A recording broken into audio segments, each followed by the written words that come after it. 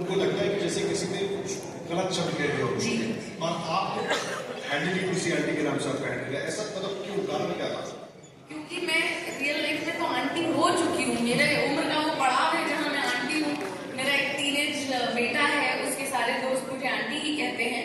और मैं मजाक में ये बात कहती हूँ कि एक महिला के जीवन के ना 4-5 स्टेजेस होते हैं: गुड़िया, बेबी, दीदी, भाभी, आंटी, फिर अम्मा। तो अभी मैं आंटी वाले स्टेज पे ऑलरेडी पहुंच गई हूँ और हो सकता है हो जाए तब बीसी अम्मा मेरा हैंडल का नाम हो जाएगा।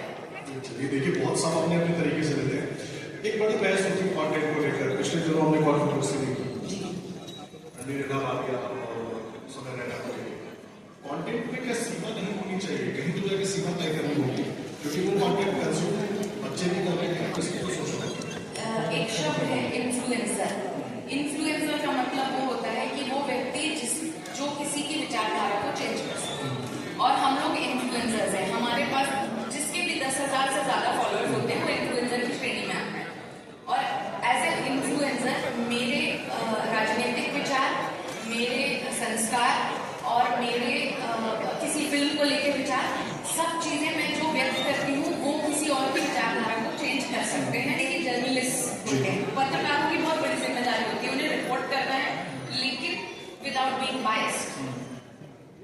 अनफॉर्चुनेटली इन्फ्लुएंसर होता है क्योंकि सबके अपने अपने अलग अलग विचारधाराएं होती है। कोई सेंसर बोर्ड तो है नहीं, कोई मापदंड नहीं है।